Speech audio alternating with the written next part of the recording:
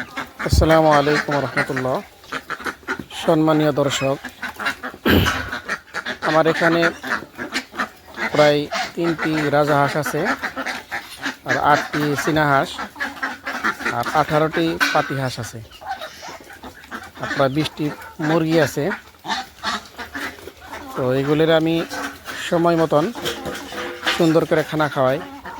আপনারা যারা হাঁস মুরগি পালন করেন, ও সঠিক সময়ে যদি খানা দেন আর সময়ে যদি পানি খেতে দেন, ভালো খাদ্য দিলে অনেক ডিম পারে। আর এই ডিম থেকে আপনারা যদি বাচ্চা ফোটান, তাহলে কয়েকটি হাঁস থেকে অনেকগুলি হাঁস পাবেন, আর কয়েকটি মুরগি থেকে অনেকগুলি মুরগি পাবেন। এতে আপনার বাড়ির জরুরত পুরা হবে, আর আপনি কারো কাছে হাত পাতা ছাড়াই নিজের প্রয়োজন মেটাইতে পারবেন।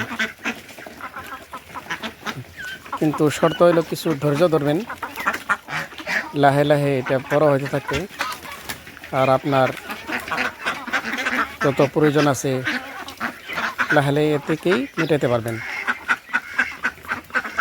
কিন্তু হাঁস মুরগি পালার জন্য বড় সমস্যা হলো বাচ্চাগুলি মরে যায়। তো বাচ্চাগুলি কীভাবে বাঁচবে এবং বেমার থেকে মুক্ত হবে, তার জন্য সময় মোতাবেক ট্রিটমেন্ট নেবেন, খাদ্য সময় মোতাবেক দিবেন, আর কিছু ঘরোয়া চিকিৎসা আছে, যেমন রসুন, আদা আর লং, এগুলি পিষে বাইটা তাদেরকে খাওয়াবেন।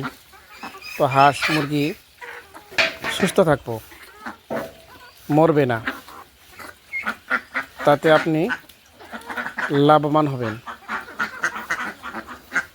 দেখেন, আমি হাঁসকে খেতে দিছি, এখানে আছে কিছু গমের ভুসি আছে, চালের গুঁড়া আছে,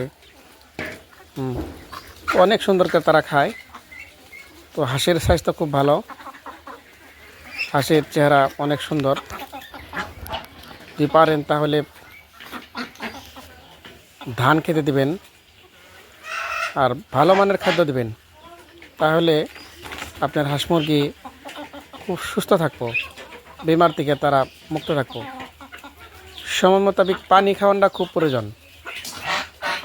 আমি সময় মোতাবেক বাচ্চাকালে হাঁস মুরগিকে অনেক পানি খাওয়াছি, সেই জন্য আমার হাঁস মুরগি অনেক সুস্থ।